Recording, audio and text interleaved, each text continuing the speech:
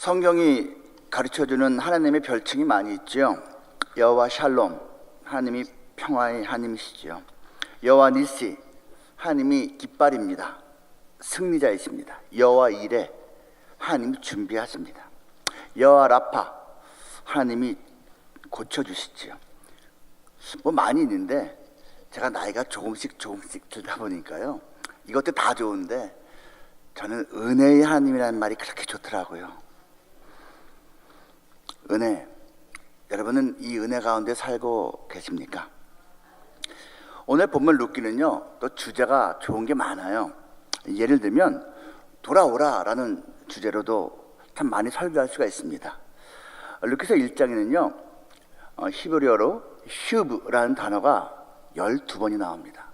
슈브가 영어로 말하면 컴백입니다. 돌아와라, 돌아와라. 그렇죠. 우리는 늘 주님께 잘못된 자리에서 원래의 자리로 돌아가야 되는 것이죠. 그런데요, 저는 오늘 그것보다는 은혜를 주제로 해서 여러분에게 말씀을 전하고 싶습니다. 룻기서 1장 1절에서 이렇게 말합니다. 사사들이 치리하던 때. 여러분, 사사시대는요 지금으로부터 약 3천 수백 년 전입니다. 뭐 대충 BC 11, 12세기 정도 될 겁니다. 그때 흉년이 났답니다. 그때 오늘의 주인공 중에 하나인 나오미와 그 가족이 이주를 갑니다. 뭐 거리상으로 그렇게 멀진 않아요. 그런데 감정적으로 또 역사적으로 섞일 수 없는 모압 땅, 모압 지방으로 갑니다.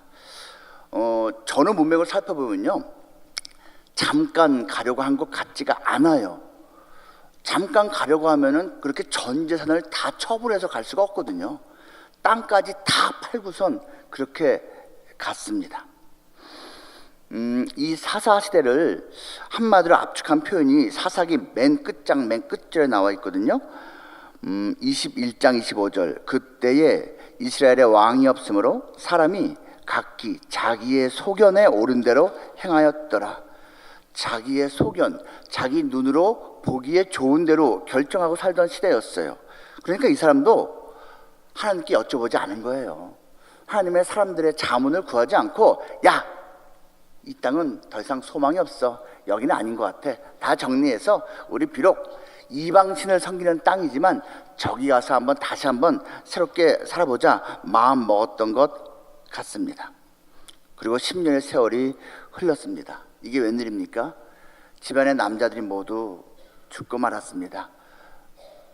먼저 나오미의 남편이, 그리고 두 아들이 차례대로 이 땅을 떠났습니다. 이제 남아있는 사람이라곤 나이 많은 과부와 나이 젊은 과부 두 사람, 이렇게 남게 되었습니다. 이제 나오미 입장에서는 고향으로 돌아가는 것밖에 없었습니다. 결국은 두 명의 자부, 며느리 중에서 한 명과 함께 올 수가 있었습니다. 그 함께 시어머니를 따라서 온 며느리 이름이 바로 룻이었습니다. 돌아올 때 금이 환영이 아니잖아요. 정반대의 모습이잖아요. 속상한 모습으로 조용히 오고 싶었는데 사람들이 금방 알아봅니다. 아니, 저 여자 나오미 아니야? 나오미가 나갈 때는 그냥 좀 많이 갖고 나갔던 것 같은데 올 땐 좀 그런 것 같아. 수근덕수근덕 했을 것 같습니다. 그 모습을 보면서 나오미가 말합니다. 나를 더 이상 나오미라고 부르지 말라고. 내가 한때는 내 이름대로 기쁨, 희락이 넘치는 사람이었지만 나 지금은 아니라고. 나는 그냥 쓴물 마시는 그러한 인생 살고 있다고. 나를 마라, 쓴물이라고 부르라고. 그렇게 신세 한탄을 합니다. 하나님이 나를 이렇게 만드셨다고. 어떻게 보면 멋진 신앙 고백 같고, 어떻게 보면 하나님을 원망하는 듯한 말이기도 합니다. 나오미와 룻이 돌아왔을 때 시기는 맥추절입니다. 여러분, 맥추절은요 오순절 또는 칠칠절이라고도 합니다. 초실절부터 50일 동안을 맥추절이라고 부르는 거예요. 보리맥자입니다. 정확히 말하면 대맥과 소맥, 보리와 밀을 각각 25일 정도씩 연이어서 추수하거든요. 그래서 그 50일 전체를 맥추절이라고 하고, 초실절할 때 그 열매 실자는 과일이 아니에요. 바로 보리를 말하는 겁니다. 첫 보리를 수확해서 하나님께 바침으로써 이제 본격적으로 모든 추수를 해서 이제 거두어 드리는 시기인 것이죠. 바로 그때 돌아오게 되었습니다. 오늘 본문을 통해서 우리는 은혜, 과연 누가 은혜를 얻는지, 어떠한 마음을 가지고 있는 자가 은혜를 누릴 수 있는지에 대해서 한번 살펴보고자 합니다. 오늘 본문에서는 은혜라는 말은요, 전체적으로 6번이 나옵니다. 히브리어로 여러분, 은혜라는 말이 헨이라는 단어를 쓰기도 하고요, 헤세드라는 말을 쓰기도 하거든요. 여러분이 헤세드는 많이 들어보셨죠? 본문에서 번역을 은혜가 아닌 다른 거로 바꾸긴 했지만 헤세드가 4번이 나옵니다. 그리고 헨이라는 말이 2번 나오는데 모두 은혜라는 뜻입니다. 그 은혜가 과연 어떻게 적용되는지 한번 살펴보겠습니다. 첫째로, 누구에게 은혜가 임합니까? 은혜를 바라는 자에게 은혜가 임합니다. 은혜를 바라봐야 돼요. 은혜를 기대해야 돼요. 은혜를 바라는 자에게 은혜가 온다는 것입니다. 2장 2절 말씀, 모압 여인 룻이 나오미에게 이르되 원하건대 내가 밭으로 가서 내가 누구에게 은혜를 입으면 그를 따라서 이삭을 주겠나이다 하니 나오미가 그에게 이르되 내 따라 갈지어다. 아멘. 가난한 두 여인이 할 수 있는 경제활동이 이 당시에는 없었습니다. 다행히도 맥추절이 시작되어서 그나마 그 추수할 때 떨어진 이삭을 줄 수는 있었습니다. 그래서 이삭 줍기를 하러 가야겠다라고 마음을 먹습니다. 근데 어떻게 마음을 먹습니까? 내가 누구에게 은혜를 입으면, 그거 아무것도 아닌 것 같아도요, 밭 주인이 또는 그 남자 종들이 어이 여기서 이삭 줍기 하지 마 이러면 줄 수가 없는 거거든요. 그것조차도 은혜를 입어야 되는 거예요. 그러니까 내가 누구한테서 은혜를 입으면 내가 이삭을 주어 오겠습니다 라고 말을 합니다. 참 간절합니다. 참 겸손합니다. 우리에게는 이러한 은혜를 간절히 바라는 마음이 있습니까? 또 같은 2장 13절에서 이렇게 말합니다. 룻이 이르되 내 주여 내가 당신께 은혜 입기를 원하나이다. 나는 당신의 하녀 중에 하나와도 같지 못하오나 당신이 이 하녀를 위로하시고 마음을 기쁘게 하는 말씀을 하셨나이다 말합니다.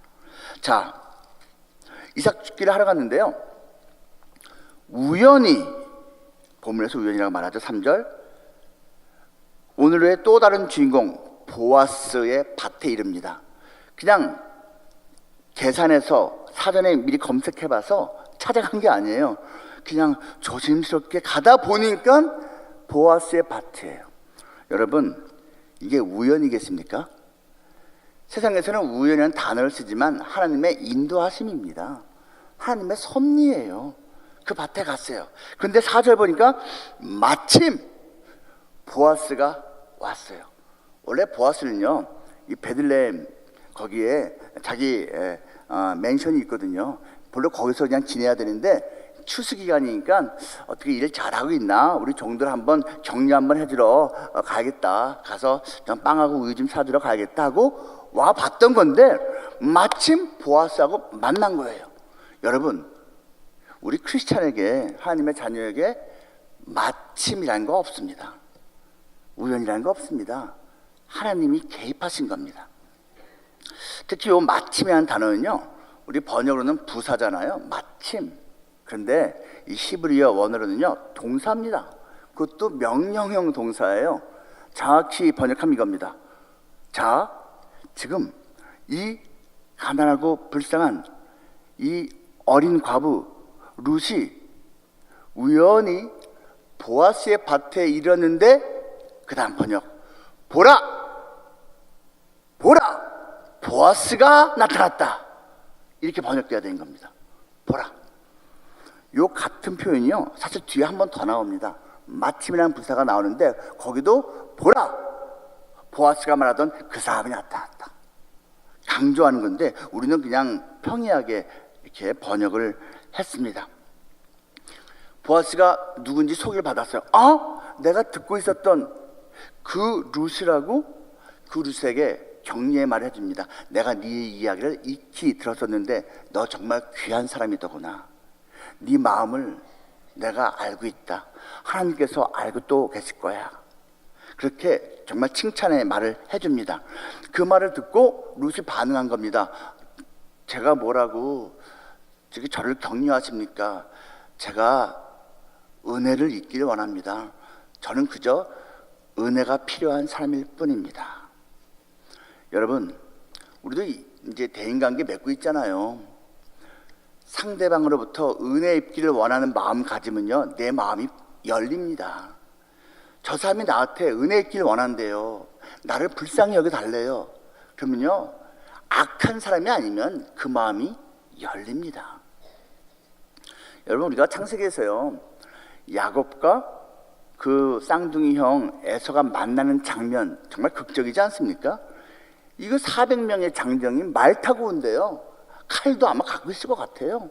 야곱이 나 이제 죽었구나 싶었는데 전날 밤에 하나님 제대로 만나잖아요. 그전에는 꿈으로만 만나고 그전에는 음성으로만 만났는데 그전에는 천사로만 만났는데 이제는 아예 하나님을 대면해서 봤잖아요. 그리고선 제대로 거듭났습니다. 그리고 나서 형님을 만나잖아요. 근데 그 형님이 어떻게 합니까? 쩔뚝거리면서 오고 있는 야곱을 보니까 측은한 마음이 좀 들었던 것 같아요. 그런데 오면서 절을 하네? 아니 저게 20년 전에 나를 속여먹고 도망친 그 인간 맞아? 저 멀리서부터 오는데 절하고 또 이래서 걸어오는데 쩔뚝 또 자기한테 절하고 이런 모습을 보면서 부들부들 20년 동안 원수 갚을 날만 기다리고 있던 이 형의 마음이 열린 겁니다. 그리고 만나죠. 울면서 포옹합니다. 입맞춤을 합니다. 그리고 야곱이 에서에게 한 번, 두 번, 세 번, 네 번, 다섯 번 계속해서 반복해서 하는 말이 있습니다. 형님, 이거 하나님의 은혜입니다. 형님, 나에게 은혜를 베풀어 주십시오. 은혜. 형님이 나에게 정말 은혜를 베푸신다면 내가 드리는 예물을 받아주십시오. 여러분, 은혜를 바라는 자에게 은혜가 임합니다. 특별히 이 룻이요, 은혜를 바라는 마음을 온 몸으로 퍼포먼스를 하는 장면이 나옵니다. 뒷분인데요, 바로 룻기서 3장입니다. 3장 9절에서 이렇게 말을 합니다. 이르되 네가 누구냐 하니 대답하되 나는 당신의 여종 룻이오니 당신의 옷자락을 펴 당신의 여종을 덮으소서. 이는 당신이 기업을 물을 자가 됨이니이다. 이 장면 다 아시죠? 앞부분 다 아니거든 내용 다 아시죠? 이제 하루 이틀 매일 이삭 죽기를 하면서 이제 조금씩 뭔지 모르지만 소망이 생깁니다. 그 시어머니 나오미가 그 얘기를 들으면서 보아스는 우리 친족인데 가만히 있어봐. 그 사람 정도면 우리 가문을 살려줄 수도 있겠다. 그는 우리 기업 물을 자 중에 하나야 라고 말을 합니다. 기업을 물은다라는 얘기는요, 내가 10여 년 전에 다 팔아 제낀 그 우리 가문의 원래 땅을 다시 되찾아서 줄 수 있다라는 말입니다. 사실 이것은 하나님이 정하신 법칙이에요. 율법입니다. 가까운 친족이 그렇게 해야 할 거룩한 의무가 있었습니다. 근데 아무도 안 하고 있었는데 그분이 해줄 수도 있겠다 생각을 한 거예요. 여러분, 기업 물을 자라는 이 단어는요, 히브리어로는 고엘이라고 하는데요, 영어로 하면 이해가 쉽습니다. kinsman redeemer입니다. kinsman이라는 단어는 친족이라는 뜻이에요. 혈족. redeemer는 구속자, 쉬운 말로 구원자라는 뜻입니다. 친족을 구원하는 자라는 뜻이에요. 여러분, 예수님의 이름이 리디머입니다. 구속하시는 분이에요. 근데 그냥 구원하는 건 아니고 대가를 치르고 구원한다고 할 때 그걸 구속이라고 합니다. 지금 이 보아스가 킨즈맨 리디머 중에 하나라는 거예요. 그걸 기대하게 된 거예요. 또 한 가지, 이 고대 사회는요, 계대 혼인이라는 것이 있었어요. 뭐 이것을 형사 취수법이라는 말로도 많이 알려져 있는데요. 같은 형제나 또 혈족순으로 가까운 자들이 아들을 낳지 못하고 죽은 여인이 있다면 그와 동침해서 아들을 낳아주고 그 아들은 그 먼저 죽은 남자의 가문의 아들로서 인정을 해주는 거예요. 그러한 제도도 하나님이 만드신 겁니다. 이 고대 사회에 적용된 겁니다. 지금의 도덕적인 잣대로 판단할 수 있는 것이 아닙니다. 지금 이 보아스에게 그것까지도 사실은 기대를 하는 겁니다.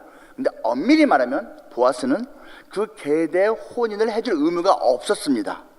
그리고 이 킹덤의 리디머, 기업 부를 자의 순서도 우선순위가 아니었습니다. 차순위였습니다. 우린 결과적으로 알고 있어요. 그것을 보아스가 다 해줍니다. 아니, 나이 많아 보이는 그 보아스가 젊은 여인 이 과부와 동침하면 뭐 좋았겠네 라는 식으로 혹시 생각하는 분이 있습니까? 천만에요. 단순히 그런 즐거움을 위해서라면 굳이 돈 들이고 할 필요가 없습니다. 이 사람이 부자니까요, 얼마든지 두 번째, 세 번째 여인, 아내를 맞이할 수가 있어요. 근데 이는 큰 돈을 들여서 자기 친족의 원래 땅을 삽니다. 그리고 이 과부와 결혼해서 아들 낳아서 그 땅을 그 가문의 이름으로 계속 계승시켜 주는 겁니다. 많은 돈이 드는 거예요. 헌신하는 겁니다. 결과적으로 보아스는 그것을 해 주었습니다. 그런데요, 그렇게 해 달라고 말로 하긴 좀 쑥스럽고 말로 하는 건 좀 약하기도 해서 과감하게 이 나오미 시어머니가 룻 며느리에게 이렇게 저렇게 하렴 하고 알려준 겁니다. 거기에 또 나오미가 순종합니다. 예, 결혼해달라고 요청해라. 그것을 네 퍼포먼스로 요청하면 돼. 결혼 준비하듯이 곱게 꾸며라. 3장 3절. 그런즉 너는 목욕하고 기름을 바르고 의복을 입고 타작 마당에 내려가서 그 사람이 먹고 마시기를 다 하기까지 그에게 보이지 말고 있다가 살짝 밤이 되면 그의 그 이불 속으로 살짝 들어가라 말을 합니다. 마당에서 자거든요. 여러분, 여기서요, 목욕, 기름 바르고 의복 입는 거는요, 결혼 준비입니다. 요 내용이요, 에스더서에 그대로 나옵니다. 에스더가 아하수에로 왕의 왕으로 채택된 다음에 첫날 밤 치르기 전에 준비하는 과정이 꼭 이겁니다. 목욕을 깔끔하게 합니다. 기름을 바릅니다. 정말 좋은 옷을 입습니다. 이거 결혼 준비하는 모습이에요. 그걸 합니다. 밤이 되었습니다. 맥주절 기간에는요, 낮에는 추수하고 저녁에는 넓은 타작마당에서 타작을 합니다. 바람이 불어야지 이게 날아갈 수 있거든요. 그리고 그 종들과 주인이 그 마당에서 잡니다. 근데 여자는 못 들어와요. 남자들끼리 자는데 이불 덮고 자죠. 그런데 여러분, 고대 사회에서, 아니 예수님 당시까지도 그랬는데요, 이불이 달리 없었습니다. 성인 남자들이 입고 다니는 겉옷이 사실은 이불입니다. 그걸 덮고 자는 거예요. 그런데 거기에 몰래 이 여인이 보아스가 어디서 누워있나 살펴보았다가 캄캄해지니까 잠들 때 가서 발치에 누워 있었던 거예요. 보아스가 찝쩍거리니까 뭐가 걸려요. 너 누구니? 뭐하니? 저 룻입니다. 당신의 옷자락을 펴 당신의 여종 나를 덮어주세요 라고 말합니다. 이게 결혼해 주세요입니다. 왜인 줄 아십니까? 여기서 이 옷자락이라는 말, 이 단어가 있잖아요. 이게 바로 겉옷입니다. 입고 있던 겉옷. 그리고 이스라엘 사회에서는요, 겉옷 안에 들어가는 것은 결혼을 말합니다. 지금도 이스라엘 사람들이, 유대인들이 결혼할 때는요, 결혼 순서 뒷부분에 신부가 신랑의 겉옷 안으로 쏙 들어갑니다. 이건 결혼을 상징하는 것이고요. 동시에 그 옷자락 밑에 들어간, 그 이불 밑에 들어간 그 여인을 이제 이 남편이 보호한다는 뜻입니다. 오늘 본문에 나온 이 옷자락이라는 단어가 실제로는 겉옷이고요. 그리고 이 단어와 동일한 단어가 바로 앞장에 나옵니다. 2장 12절 말씀. 여호와께서 네가 행한 일에 보답하시기를 원하며, 지금 보아스가 처음 만난 이 룻을 축복한 내용이에요. 이스라엘의 하나님 여호와께서 그의 날개 아래에 보호를 받으러 온 네게 온전한 상 주시기를 원하노라 말합니다. 여기 날개라는 말이 나오죠. 하나님의 날개 아래에 보호를 받으러 온 너라고 말합니다. 여기 날개, wings, 날개라는 단어가 이 옷자라는 단어와 같은 단어입니다. 그냥 아예 같은 단어예요. 히브리어로요. 성경에서 날개라는 이미지는요, 보호입니다. 예수님께서 말씀하셨잖아요. 예루살렘을 꾸중하시면서 암탉이 그 새끼를 날개 아래 모은 것 같이 내가 너희를 모으려 한 적이 몇 번이나 있냐. 마태복음에서 말씀하셨습니다. 지금 이 룻은요, 당신의 날개 옷자락 안에 나를 품어주시고 나를 덮어주시고 나를 보호해 주세요라고 말을 함으로써 나와 결혼해 주세요라고 요청한 겁니다. 여기서 이제 이 보아스가 화를 내면서 쫓아낼 수도 있고요, 받아줄 수도 있는데 보아스는 받아줍니다. 그리고 알았다 합니다. 다만 내가 기업 부를 자로서 1순위가 아니니까 1순위한테 먼저 물어보고 안 한다 하면 내가 아마 하고 약속을 하고 약속을 지킵니다. 정말 마음가짐으로, 말로, 그리고 행동으로 이 룻은 은혜를 간절히 사모했습니다. 그리고 그 은혜를 결과적으로 얻습니다. 은혜는 바라는 자에게 임합니다. 둘째로 또 누구에게 은혜가 임할까요? 은혜를 깨닫는 자에게 은혜가 임합니다. 이런 분들이 있어요. 아유, 뭐 은혜 하는데 나는 은혜가 뭔지 모르겠어. 뭐 하나님이 나에게 뭐 특별히 해주신 게 있나? 과연 없을까요? 하나님이 별로 해준 게 없는데 내가 지금 이렇게 살고 있을까요? 2장 10절 말씀입니다. 룻이 엎드려 얼굴을 땅에 대고 절하며 그에게 이르되 나는 이방 여인이거늘 당신이 어찌하여 내게 은혜를 베푸십니까? 나를 돌보십니까? 지금 처음 만났을 때요, 권고해 준 거예요. 그리고 이삭 죽기 잘할 수 있도록 조금 도와준 거예요. 그런데 너무 고마운 거예요. 땅에 엎드려 절하면서 내가 뭐라고, 난 자격 없는 이방 여인일 뿐인데 어떻게 나한테 이렇게 은혜를 베푸십니까? 하고 감격해 합니다.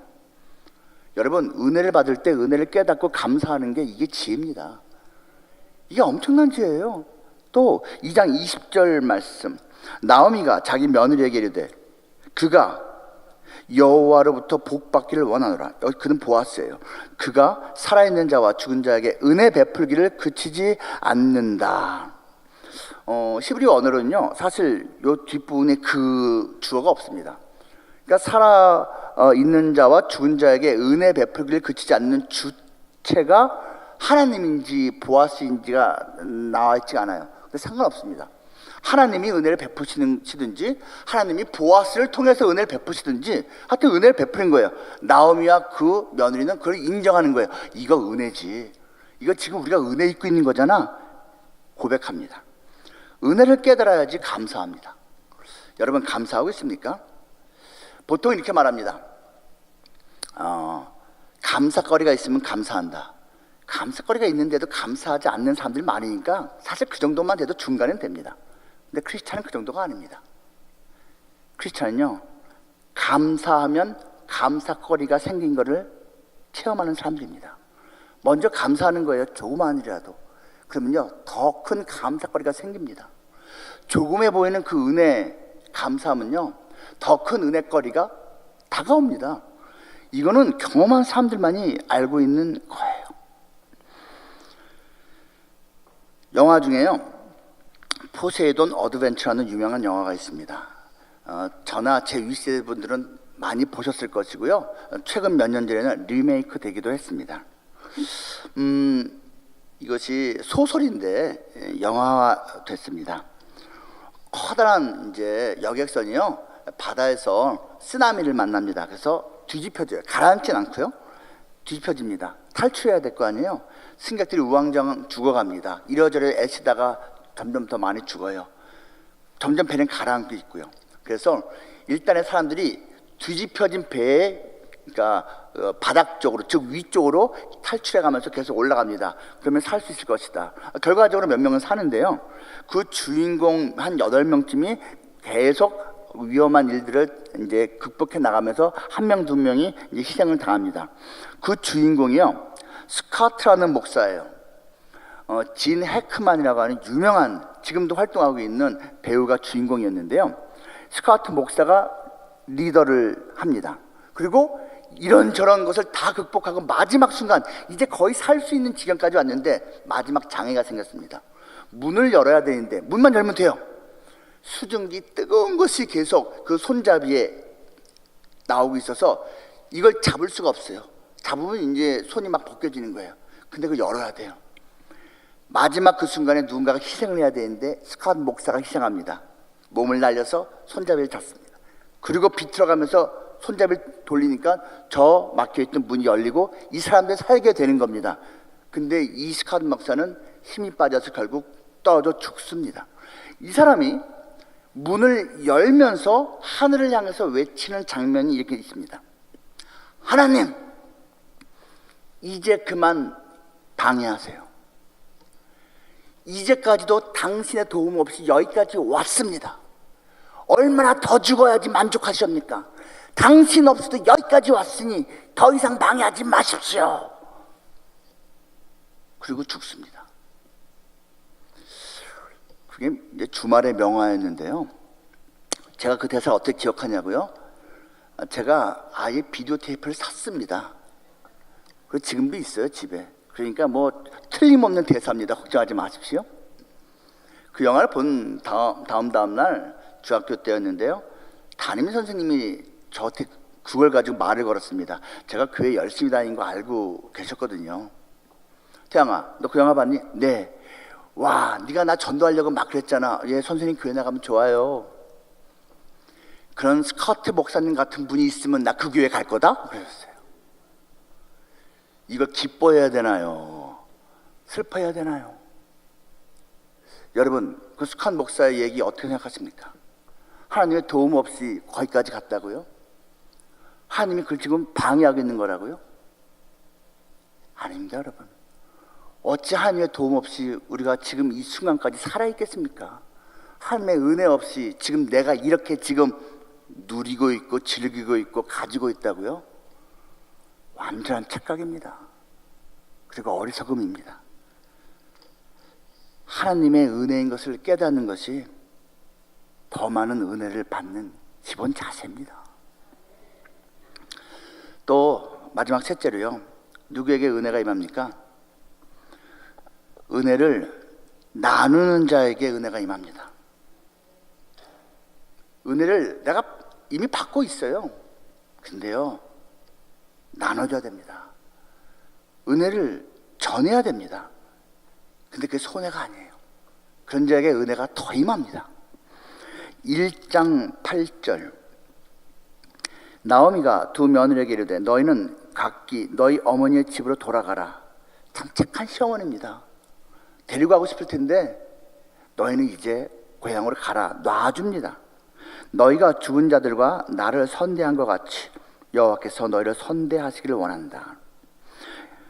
그 두 며느리가요, 그래도 이제 그 자기 남편들과 또 시아버지 그리고 살아있는 시어머니에게 참 착한 며느리였나 봐요. 아내였나 봐요. 그렇죠? 그거를 이 시어머니가 인정을 합니다. 근데 결과적으로 우리는 알고 있죠. 오르바라고 하는 며느리는 처음에 간다고 했다가 하도 어머니가 돌아가라고 하니까 돌아가요. 여러분, 그 오르바라는 며느리 이름 뜻이 뭔지 아세요? 등입니다. 등. 백, 허리 등. 처음에 간다고 했다가 아니야 가 하니까 알았어요 어머니 하고 등 돌려 갑니다. 등입니다. 등. 근데 룻은 끝까지 따라가죠. 룻의 이름 뜻이 친구입니다. 친구. 끝까지 어머니의 친구 되어 준 거예요. 근데 그 시어머니가 뭐라고 말해요? 너희가 나에게 우리에게 선대 착하게 우리를 대해준 것처럼 하나님이 너희를 선대하시길 원한다. 하나님이 너희를 착하게 대해주시기 원한다. 이 단어가 은혜입니다. 헤세드예요. 언어 자체를 헤세드입니다. 너희가 나에게 은혜 베푼 거 안다. 하나님이 그걸 기억하시고 너희에게 은혜 주시기를 축복한다 라고 말한 거예요. 또 있어요. 3장 10절. 그가 이르되 내 딸아 여호와께서 네게 복 주시기를 원하노라. 네가 가난하건 부하건 젊은 자를 따르지 아니하였으니 네가 베푼 인애가 처음보다 나중에 더하도다. 보아스가 몰래 자기 겉옷 이부자리로 들어온 그 룻에게 해준 말입니다. 네가 정말 귀하다. 네가 아직 젊으니까 젊은 다른 남자 따라가고 싶은 마음 많았을 텐데 네가 그걸 갖다가 참고 있구나. 귀하구나. 네가 지금 어머니랑 같이 있잖아. 네가 따라온 것만 해도 엄청난 은혜를 네가 어머니한테 베푼 건데 지금 네가 이렇게 너의 가문을 살리기 위해서 나에게 이렇게까지 용기를 낸 것은 처음 그 은혜보다 더 큰 은혜를 네가 지금 가문에 끼치고 있는 거다 말합니다. 여기 인애라는 단어도 헤세드입니다. 헤세드. 그래요.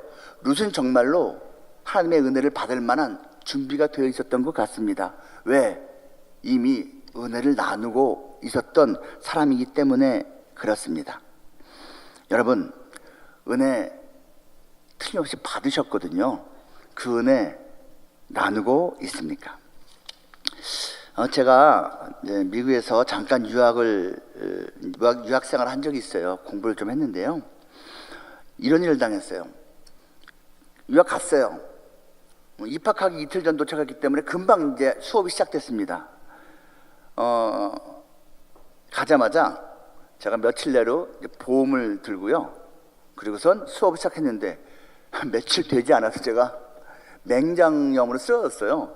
그래갖고선 병원에 가서 수술을 급히 받았는데요. 수술비가 1,300만 원 나왔습니다. 130만 원 아니고요. 1,300만 원. 와, 너무 속상했어요. 그냥 며칠만 더 빨리 아프면 한국에서 그냥 수술하고 오면 되는 건데. 와, 근데 내가 보험을 더 놨죠. 보험. 그러면 다행이다 그나마. 근데 알아봤더니요, 보험 그 담당하시는 분이 제가 사인한 서류를 가지고 개인적인 볼일 때문에 며칠 동안 회사를 안 들어갔어요. 접수를 안 한 거예요. 그 사이에 제가 수술 받은 거예요. 제가 회사에 전화를 했어요. 이렇게 됐더라 했더니 그쪽에서 참 안 됐군요 하면서 하는 말, 그 사람을 고소하세요 그런 거예요. 어떻게 고소를 해요? 어떻게 고소를 해요? 1,300만 원 날라가게 생겼구나. 정말 속상했어요. 하나님 이게 웬일입니까? 하나님 정말 저 속상해요. 전세비 빼갖고서 여기까지 왔는데 초장부터 너무합니다 하면서 막 울면서 기도를 몇 날 며칠을 했어요. 근데 어느 날 제 제자로부터 연락이 왔어요. 스튜어디스를 하는 제자인데요. 저 LA를 가니까 잠시 보고 싶어요. 그럴까? 잠깐 만났어요. 얘가 이런저런 얘기하더니 언니하고 저하고 몇 개월 동안 직장생활하면서 틈틈이 목사님 생각해서 용돈을 좀 모았어요 하면서 이 봉투를 주는 거예요. 쑥스럽지만 받았습니다. 너무너무 고마웠어요. 근데 딱 봤는데 전 솔직히 말하면요, 몇십만 원 들으실 줄 알았어요. 딱 봤는데 2,300달러가 있는 거예요. 이렇게 큰 돈을 얘네들이, 넉넉한 집안이 아니었거든요. 너무 고마운데 그걸 딱 보는 순간 하나님의 손길이 느껴지는 거예요. 하나님이 나를 지켜보고 계시는구나. 하나님이 함께 하신 거구나. 내가 괜히 짜증내면서 울며 기도했네. 하나님 고맙습니다. 고맙습니다. 마음이 풀리는 거예요. 그리고 제가 어떻게 했는지 아세요? 그 돈을 받질 않았습니다. 그걸요 집에 가져오긴 했는데요, 바로 제 옆집에 백인 부부가 저랑 같은 학교에 수업 공부했는데요, 등록금이 없다고 맨날 기도하면서 울고 있었거든요. 어떻게 아냐고요? 제 아내가 기도 멤버예요. 아니 무슨 백인들이 왜 이렇게 못 살아? 계속 주님 믿습니다, 등록금 주옵소서 그랬는데 제가 가지고 있는 게 딱 그만큼이야. 아내하고 누나하고 그거 줬습니다. 사실 저도 돈이 필요했지만 하나님이 함께 하신다는 걸 다시 한번 느꼈기 때문에 문제가 아니었어요. 좋습니다. 엄청 기뻐하고 행복해 하더라고요. 울더라고요. 근데 얘가 여기 끝이 아닙니다. 제가 기도를 더 하는데 하나님이 저에게 용기를 주셨습니다. 태양아, 너 청구서 보낸 사람들 있지? 여러분, 미국에서는요, 병원에서 단일화된 1,300만 날라온 게 아니고요, 나 수술한 사람이 700만 원 청구하고, 옆에 있던 간호사가 150만 원 청구하고, 초진해줬던, 열 재줬던 간호사, 의사가 각각 100만 원씩 청구하고, 침대 사용료, 무슨 사용료, 그것도 한 150만 원 청구하고, 이런 식이에요. 한 장 한 장 한 장 날라온 게 1,300만 원이거든요. 태양아, 그 사람들 찾아가서 깎아달라고 요청해라. 여러분, 병원비 깎는 거 봤습니까? 저한테 하나님의 아이디어를 주셨어요. 하자. 전화나 편지를 요청했습니다. 당신께 부탁할 게 있고 찾아뵙고 싶습니다. 오라고 해요. 가서 그냥 말했습니다. 내가 이렇게 했는데 보험 때문에 속상한 일을 당했지만, 하지만 하나님이 용기를 주셔서 당신에게 요청합니다. 깎아주세요. 어이구, 얼마나요? 한 20%만 받으면 안 돼요? 제 인식 말씀입니다. 80%를 깎아달라고 한 거예요. 간이 배 밖으로 나왔죠. 여러분, 다 오케이 했습니다. 다 오케이 했어요. 이건 기적입니다, 여러분.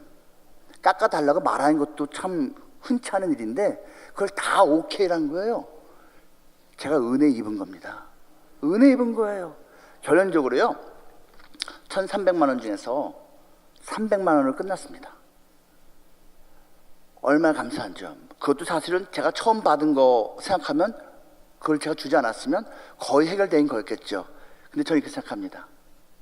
제가 그거를 주는 거를 보고 하나님이 아이고, 내가 한 번 더 도와줘야겠구나 생각하신 거라고 저는 생각합니다. 그러니까 그런 용기가 생겼고, 그러니까 그런 은혜를 이분들이 나한테 베풀어 준 거겠죠.